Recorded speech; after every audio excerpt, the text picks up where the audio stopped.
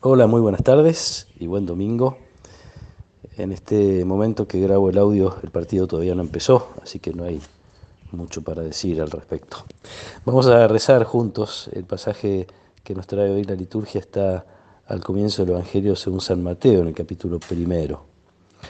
Este fue el origen de Jesucristo. María, su madre, estaba comprometida con José y cuando todavía no habían vivido juntos, concibió un hijo por obra del Espíritu Santo. José, su esposo, que era un hombre justo y no quería denunciarla públicamente, resolvió abandonarla en secreto. Mientras pensaba en esto, el ángel del Señor se le apareció en sueños y le dijo: José, hijo de David, no temas recibir a María tu esposa, porque lo que ha sido engendrado en ella proviene del Espíritu Santo. Ella dará a luz un hijo a quien pondrás el nombre de Jesús, porque él salvará a su pueblo de todos sus pecados. Todo esto sucedió para que se cumpliera lo que el Señor había anunciado por el profeta: la Virgen concebirá y dará a luz un hijo a quien pondrán el nombre de Emanuel, que traducido significa Dios con nosotros.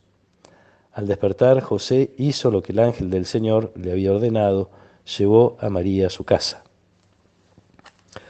Palabra del Señor. Después de los últimos domingos en que nos acercamos al misterio de la Navidad a través de Juan el Bautista, del comentario que hace Jesús acerca de su figura y de su predicación, hoy vamos directamente al corazón de la Navidad, al nacimiento de Jesús, con este pasaje del Evangelio de Mateo. La segunda lectura de la misa es una carta de San Pablo, la carta a los cristianos de Roma, donde habla de Jesucristo, nacido de la estirpe de David según la carne y constituido Hijo de Dios con poder según el Espíritu Santificador.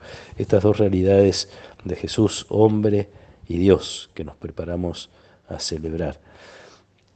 El Evangelio, Mateo cita un pasaje de Isaías, que lo compartíamos en la misa en la primera lectura, esta profecía de que la Virgen concebirá y dará a luz un hijo a quien pondrá el nombre de Manuel.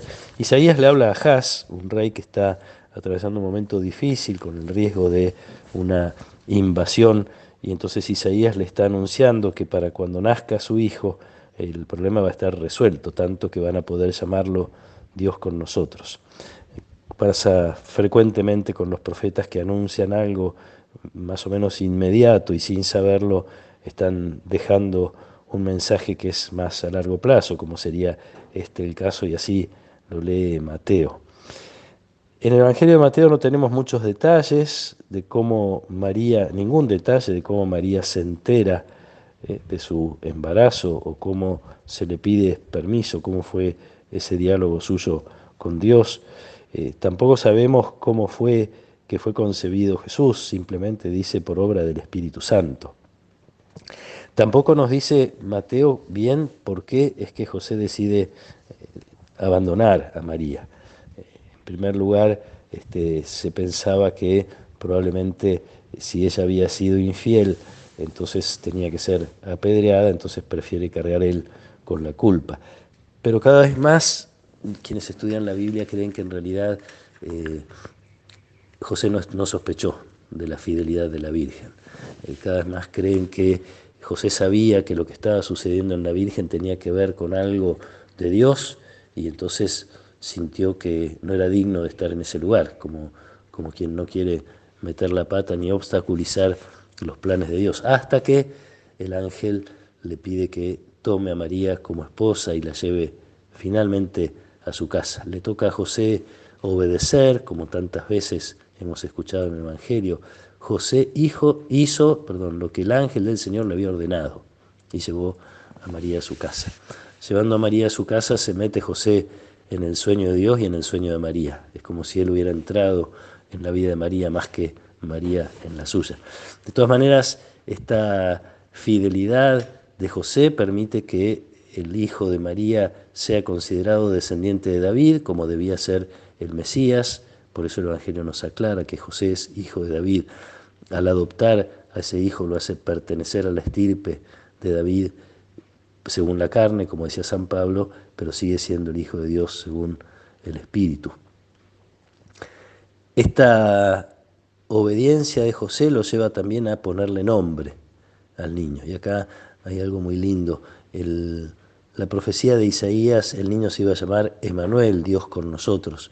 El ángel le pide a José que le ponga Jesús, que significa Dios salva, y le aclara porque Él salvará a su pueblo de todos sus pecados. El nombre de Jesús es el nombre de su misión, el sentido de su vida. Viene a salvar de todos los pecados. Pensaba qué nombre le hubiera puesto Juan el Bautista. A lo mejor Juan el Bautista hubiera elegido algo como Dios juzga, como era su expectativa de la llegada del Mesías. Ahora es Dios que salva. Nos viene bien, y digo es lindo para nosotros para este tiempo, porque la preparación nuestra hacia la Navidad, el Adviento, conduce o debe conducirnos a reconocer en qué lugar de nuestra vida necesitamos salvación. Jesús viene a salvar de los pecados, si tenemos pecados que necesitamos que Él nos salve de allí, de ese lugar, a salvar de las tristezas, de las angustias, de nuestras depresiones, de nuestros miedos, lo que sea que necesitemos, es lo que tenemos que de algún modo identificar en este tiempo. No ponernos en otro lugar que no sea el de necesitar salvación, porque es así como Jesús quiere nacer. Hay un hecho curioso en la Nochebuena, el Evangelio nos cuenta que una luz envuelve a los pastores y estos se llenan de temor. No le tenían miedo a la oscuridad, le tienen miedo a la luz. A veces nos puede pasar esto, tememos echar luz sobre nuestro corazón, sobre nuestra vida, por lo que podamos encontrar allí, y justamente ese es el camino. Un desafío grande, porque este tiempo de fin de año y encima con el Mundial también es un tiempo de muchas corridas, de muchas ansiedades, de compras, de preocupaciones, de proyectos, de terminar cosas. En medio de este tiempo no podemos sino hacer silencio. Necesitamos hacer silencio para dejar que aparezca Jesús, que aparezcan las cosas donde necesitamos a Jesús, que pueda nacer en el corazón.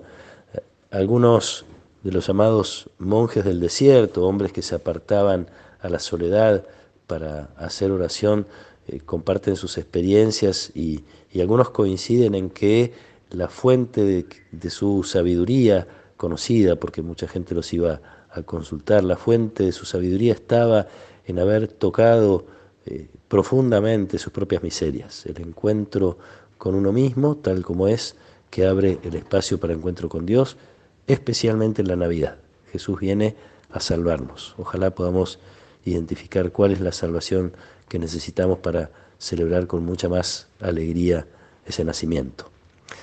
Que el Señor nos acompañe en esta tarde, que Él nos proteja y nos bendiga. En el nombre del Padre, y del Hijo, y del Espíritu Santo. Amén.